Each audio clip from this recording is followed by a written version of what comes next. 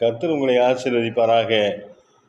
மனுஷன் தனிமையாக இருப்பது நல்லதல்ல என்று சொல்லி அவனுக்கு ஏற்ற துணையை கர்த்தர் உண்டாக்குறாரு. அவனுக்கு ஏற்ற துணை எங்கேருந்து உண்டாக்குறாரு?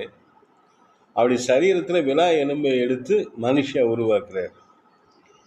இந்த மனுஷியோட அவன் சேர்ந்து இருக்கணும் அப்படின்னு சொல்லி உருவாக்கிட்டு, அப்போ ஆதாம்கிட்ட கொண்டாந்து அந்த மனுஷியை கொடுக்கும் பொழுது என்ன பேர் ஆதாம் வைக்கிறாருன்னா, இவள் என் எலும்பில் எலும்பும் என் மாம்சத்தில் மாம்சமுமாய் இருக்கிறாள். இவள் மனுஷனிலிருந்து எடுக்கப்பட்டபடினால் மனுஷி எண்ணப்படுவாள் என்றான். இது நிமித்தம் புருஷன் தன் தகப்பனையும் தன் தாயையும் விட்டு தன் மனைவியோட இசைந்திருப்பான், அவர்கள் ஒரே மாம்சமாய் இருப்பார்கள். இந்த வசனத்தை சொல்லிட்டு பெற்றவங்களை விட்டுட்டு பையனுங்க போயிடக்கூடாது. எதுக்கும் பைபிள் வசனத்தை எடுக்க மாட்டாங்க. சில பேர் இருக்காங்க உலகத்தில், தான் ஒன்று தனி கொடுத்தனம் போயிடணும், ஆனால் வர மருமக தனக்கு அடிமையாக இருக்கணும். என்னதாங்க உலகத்தில் இப்படி இருக்கிறாங்க.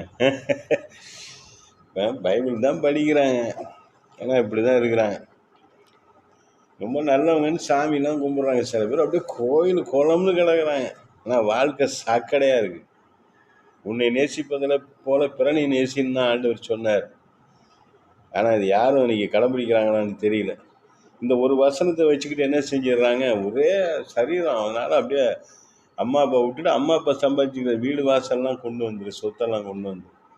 அதுக்கு அது அர்த்தம் கிடையாது. ஒரே எலும்பாக இருந்தாலும் ஒரே மாம்சமாக இருந்தாலும் இசைந்து இருக்கணுமே தவிர, ஒன்றா இருக்கணும், அன்பாக இருக்கணும், தாய் தப்புனோடையும் இருக்கணும், தாய் தப்புனுக்கு செய்கிற கடமையும் செய்யணும். ஒரு பையனுக்கு கல்யாணம் ஆகிடுச்சுன்னா மனைவியை பார்க்கணும், மனைவியோடு இசைந்து இருக்கணும், மனைவியோடு சேர்ந்து காரியங்களை செஞ்சாலும் அம்மா அப்பாவையும் பார்க்கணும். அம்மா அப்பா நடுரோட்டில் விட்டுட்டு வான்னு ஆண்டவர் ஒரு நாளும் சொல்ல மாட்டார். தொடர்ந்து ஒரு வசனம் வரும் பாருங்க, ஆதாமும் அவன் மனைவியுமாகிய இருவரும் நிர்வாணிகளாக இருந்து வெட்கப்படலை. அங்கே வெட்கப்படுற அளவுக்கு அங்கே ஒன்றும் இல்லை. அவங்களுடைய கண்கள் ரெண்டு முதல்ல ஒரு கண்ணில் அவங்க பார்க்குறாங்க, அடுத்து ஒரு கண். அதெல்லாம் பின்னாடி தான் சொல்லுவோம், உடனே சீக்கிரட்டை உடைக்க முடியாது. இன்னொரு கண் திறந்து பார்க்கும் பொழுது தான் அங்கே ஒன்று உற்பத்தி ஆகுது. அது வரைக்கும் அது இல்லை. அது என்னன்னு நான் பின்னாடி சொல்கிறேன். அவங்க நிர்வாணமாக இருந்தாலும் அது வெட்கப்படக்கூடிய காரியங்கள் அவங்க உடம்புல இல்லை. இவங்க இசைந்து இருக்கணும், அதுக்கு பின்னாடி தான் இசைந்து இருக்கிறாங்க. இவங்க ஒரே மனசுடவங்களாக இருக்கிறாங்க, இசைந்து இருக்கிறாங்க.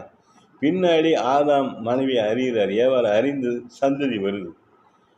எவ்வளோ பெரிய அருமையாக ஆண்டவர் எல்லாத்தையும் செஞ்சு கொடுத்துருக்கிறப்ப நீ ஏன் தவறான வழிக்கு போகணும்? இந்த வேதத்தில் இவ்வளோ பெரிய சத்தியமெல்லாம் அடங்கி இருக்க. இந்த சத்தியத்தை நீங்கள் நல்லா படித்தா என்ன, பைபிளை உட்காந்து பொறுமையாக படிங்க, கர்த்தர் உங்களை ஆசீர்வதிப்பார்.